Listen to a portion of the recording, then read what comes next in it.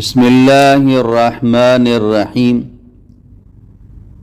الحمد للہ وحدہ والصلاة والسلام علی من لا نبی بعد اما بعد۔ یہ وظیفہ شوال کے مہینے میں منگل کے دن یہ وظیفہ پڑھنا ہے۔ مہینہ بھی خاص ہے اور دن بھی خاص ہے، لیکن کوئی بھی لمحہ ہو، ضروری نہیں ہے کہ فجر کے بعد ہو، ظہر کے بعد ہو، عصر کے بعد ہو، مغرب کے بعد ہو، لیکن منگل کا دن ہو، بدھ کا دن داخل ہونے سے پہلے یعنی منگل کا جو دن ہے مغرب سے پہلے اس کو پڑھیں، کیونکہ جب سورج غروب ہو جاتا ہے تو پھر وہ بدھ کا دن شروع ہو جاتا ہے۔ اور اسی طرح جب پیر کا جو دن ہے، پیر کے دن مغرب کے بعد آپ پڑھ سکتے ہیں، کیونکہ منگل کا دن شروع ہو جاتا ہے، وہ رات میں بھی پڑھ سکتے ہیں، اور جو ہے نا منگل کا جو دن ہے فجر کے بعد، ظہر کے بعد، عصر کے بعد، مغرب سے پہلے آپ اس وظیفے کو پڑھیں۔ دن خاص ہے اور جو نا مہینہ بھی خاص ہے، وقت خاص نہیں ہے۔ اور یہ قرآن پاک کی ایک آیت ہے، اور اس کی جو تعداد ہے یہ قرآن حدیث میں نہیں ہے، اس کا تعلق تجربات سے ہے۔ تو اس کو آپ جس حاجت کے لیے پڑھیں گے آپ کی وہ حاجت پوری ہو جائے گی، لیکن اس میں ایک شرط ہے، چلتے پھرتے آپ نہیں پڑھ سکیں گے، اس کے لیے یکسوئی ضروری ہے۔ کوئی بھی وقت ہو، جب آپ یکسوئی کے ساتھ ہوں گے پھر آپ اس وظیفے کو پڑھیں گے، وہ عدد بھی آپ پورا کر کے اور یکسوئی کے ساتھ پڑھتے ہوئے، اس میں غفلت بھی نہ ہو، کیونکہ بہت بڑا وظیفہ ہے، بڑے بڑے مسائل حل ہو جاتے ہیں، اللہ والوں نے اس کے بارے میں خوب بتایا ہے اور خوب اس پر عمل ہوا ہے۔ یہ ایک خزانہ دے رہا ہوں، آپ کی تمام حاجتیں، ہزاروں حاجتیں انشاءاللہ تعالی آپ کی پوری ہو جائیں گی۔ تو اس لیے تھوڑی سی تو مشقت ہے، لیکن کیونکہ یہ صرف اور صرف ایک دن کا عمل ہے۔ اگر روزانہ یا 7 دن پڑھیں، 21 دن پڑھیں، 40 دن پڑھیں تو پھر تو مشقت ہو جاتی تھی۔ یہ کیونکہ ایک دن کا عمل ہے، آپ ہمت کر کے آپ جنا یہ عمل کر لیں یکسوئی کے ساتھ۔ یکسوئی کا مطلب یہ ہے کہ آپ باوضو ہوں، کپڑے صاف ستھرے ہوں، اگر خوشبو ہے وہ بھی لگا لیں، اور جہاں نماز بچا کے قبلہ روح جتنا تحیات کے شکل میں بیٹھ سکتے ہیں بیٹھ کے آپ شروع آخر میں درود شریف بھی پڑھیں، اور یکسوئی کے ساتھ یہ پڑھیں۔ پڑھتے ہوئے آپ کی جتنی حاجتیں، 1 ہے، 2 ہیں، 3 ہیں، تمام حاجت کو ذہن میں رکھتے ہوئے یہ وظیفہ پڑھیں گے، تو اور یہ گمان کریں گے انشاءاللہ تعالی اللہ پاک یہ میرے جو مسائل ہیں، میری حاجات ہیں، وہ انشاءاللہ تعالی تمام حاجتیں پوری ہو جائیں گی، اللہ پورا کریں گے۔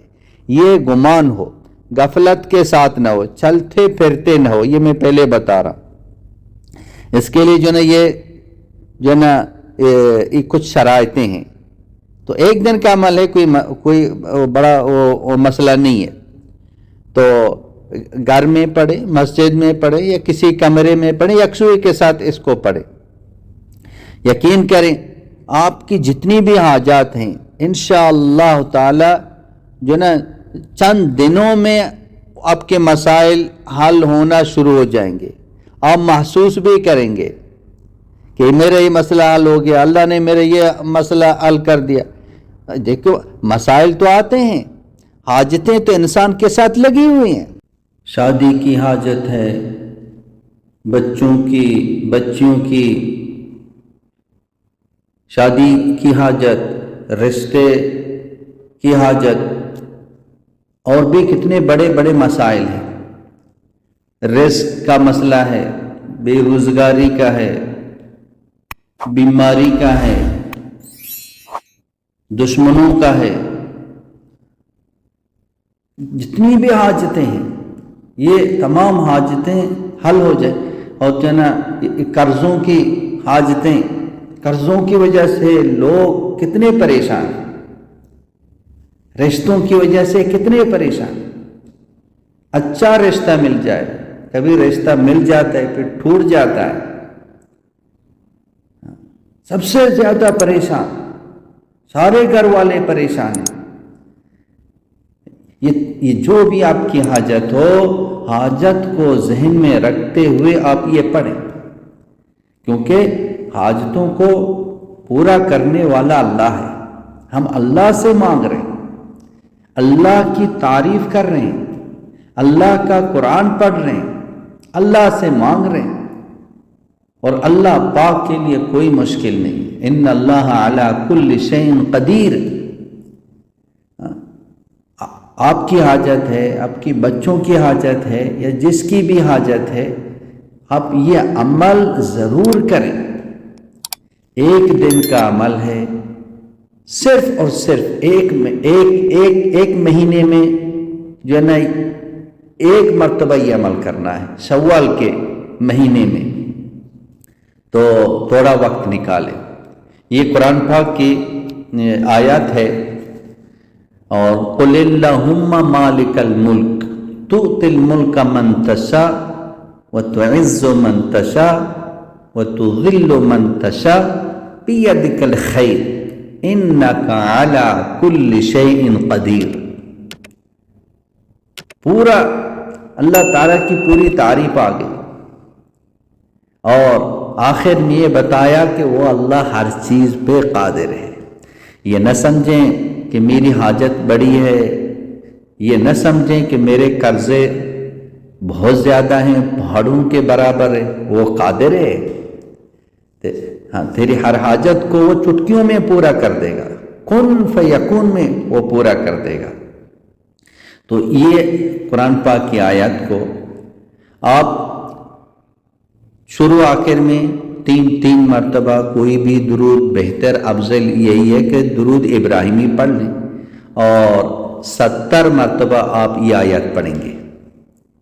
تو آیت پڑھتے ہی آپ ہاتھوں کو اٹھا کے دعا بھی کریں گے، اللہ سے مانگیں گے بھی۔